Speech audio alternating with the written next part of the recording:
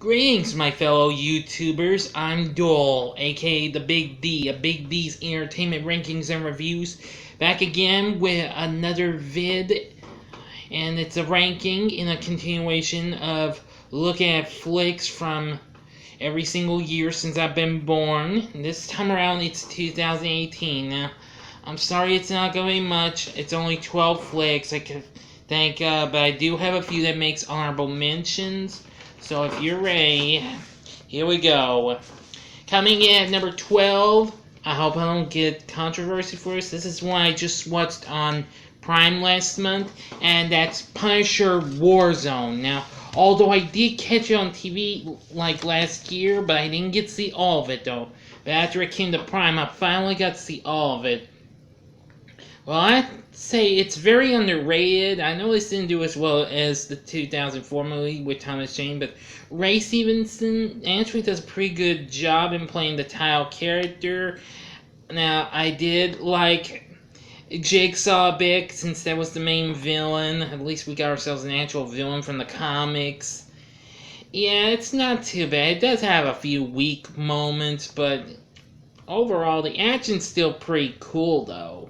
I do enjoy this, even though it's only been a time and a half since I've seen this. Okay, coming in at number 11 is Sex and the City. Now, I actually used to watch the show. I've seen most of the series, not all of it though, but I do remember the series. I'll remember it forever. With Sarah Jessica Parker, Kim Cattrall, Kristen Davis, and Cynthia Nixon. Yeah, and they're back in their roles of Carrie, Samantha, Charlotte, and Miranda. I have to say, this is pretty good. The cast is good. I mean, we got the same cast of other supporting characters, just like from the TV show. It's a continuation of the TV show after it had ended. But I must say, Sex and the City is very funny and all, despite it's raunchy and all in some parts, but not a whole lot. But it's still good though. If you've never seen it, I'd say check it out. I haven't seen much of the sequel though. I've heard it's okay, but it's not good as this one. Okay, coming in at number 10 is Wanted. Yeah, the film that actually put James McAvoy on the map, along with Morgan Freeman and Angelina Jolie. Now, this movie, I'm going to say, I have seen it a couple of times, and I'm going to say this movie's pretty darn intense. I mean, for many years I hadn't seen much of a good Angelina Jolie movie, even though I did see Mr. and Mrs. Smith, which unfortunately didn't make 2005's list. Sorry, everyone. But even so, Wanted is still a pretty darn fun movie. Pretty cool and all. I think it's based on a graphic novel. I could be wrong though. I think I heard. Anyway, next at number 9 is Nick and Nora's Infinite Playlist. This is one I'm not sure anybody talks about much, but I remember seeing this a couple of times. Starring Michael Cera and Kat Dennings. I'm going to say that this is pretty good. It's based on the book of the same name that came out a couple years before this. Anyway, Sarah and Dennings are both a great team as the title characters. Got some really good music in it. I haven't seen it in a long time, but I do remember this movie though. It's really good. Number 8 is Madagascar, Escape to Africa. Number 2, that is. The sequel to Madagascar. I gotta say, it was pretty fun and all. I mean, maybe a little different from its predecessor, but we get to see, well, Alex, who's voiced by Ben Stiller, actually get to meet his dad and be with some of his own kind for a while. Of course, we've got, well, the other characters back, including Chris Rock voicing Marty, and Jada Pinkett Smith voicing Gloria, and David Schwimmer as Melman. Yeah. Anyway, these animals are just so zany. Sacha Baron Cohen also returns as Julian. Oh yeah, this movie has a good intro though. Like to move it, move it. Yes, that's probably the best thing I liked about this and its predecessor because of that song. Oh man, it's really funny. It's not as bad as its predecessor, but it's still fun though. It's not. I don't mean it's bad, but it's good in some ways. But I've only seen it once or twice, I think. I can't remember. Next at number 7 is Hellboy 2: The Golden Army. Now, we got Ron Perlman back as the title character. We got Selma Blair back as Liz Sherman. Now, although he was credited in playing him, but not voicing him in the first movie, Doug Jones is back. He's good at doing Abe Sapien again.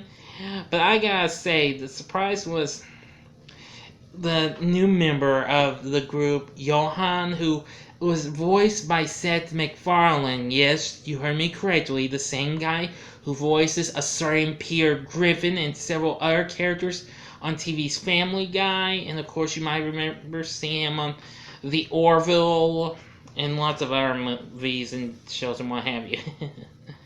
Anyway, this isn't too bad. Well, I like the first Hellboy, but I do like this as well. But it's been a while since I last took the time to watch it, but it's still fun though. I still wish they would do a real Hellboy 3. The remake while I did justice for that movie, I still say it's an okay, but it's not as good as this and the first Hellboy. No offense, but I still showed justice for the new Hellboy not so long ago. Now, coming in at number 6 is The Incredible Hulk. Now, I actually enjoyed this a little bit more than 2003's Hulk. While we got different casts playing the roles that were played by different actors, I'm gonna say I did like Edward Norton's portrayal as Bruce Banner, and well, Hulk looked a little bit better in this than he did in the 2003 movie. I liked Liv Tyler's performance as Betty Ross. William Hurt was good as her dad, General Thunderbolt Ross. Let's see. I liked Tim Roth's. Tim Roth's performance as, well, I forgot the character's name, but he's the one that becomes the Abomination, which I had soon found out was a character from the comics. I didn't know about that until a little after I seen this. So it's a bit underrated though. It's probably not my least favorite in the first half of the MCU, but it's still fun nonetheless. Coming in at number 5 is Twilight. Now, I've seen this a couple of times. It's not too bad of a start for the teen drama that takes, well, a little bit of a conflict between vampires and werewolves. I love the performances we got from everyone. Kristen Stewart, Robert Pattinson, the whole cast. Enough said about it. Next at number 4 is Indiana Jones and the Kingdom of the Crystal Skull. Well, it's been a long time since I last took the time to watch this. I should have done it after I watched the other 3 indie movies. Like last year, I relived the 3 movies, but I forgot about watching this, and I feel bad about that. But I will try again, though. Harrison Ford playing in kind of an older version of old Indy. I did enjoy that. I was rather surprised to see his original love interest from Raiders of the Lost Ark, Marion, back in this, and Shia LaBeouf does a pretty good job playing her son. Overall, it's still good. Okay, Blanchett's great as the villain in this, real good, but it's not too bad of a flick. Number 3 is Kung Fu Panda. Now, I absolutely love this movie, although I've seen it maybe 2 or 3 times. I'm gonna say this movie really is a great movie. It's probably one of my few favorite DreamWorks animation features. Jack Black is great as the title character. It has a great voice acting cast, including Angelina Jolie, Dustin Hoffman, Seth Rogen, David Cross, Lucy Liu, Jackie Chan even. I must say, I love the Kung Fu Panda series. Yeah, the sequels are pretty good too. But you don't have to take my word for it. But I do love them. Next at number 2, now this was a tough decision though. Number 2 is Iron Man, with Robert Downey Jr. in the title role, the first installment of the MCU first part Phase 1. Now, I was blown by this. It was awesome. If you have not seen my review of Iron Man, check it out. It's pretty good, actually.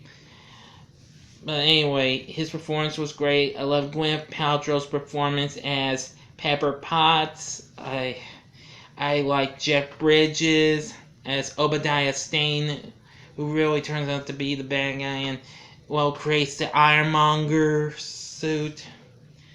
Let's see. Terrence Howard as James Roy Rhodes is good, although he didn't return for the sequels. We got Don Cheadle in that role, but that was okay with me. But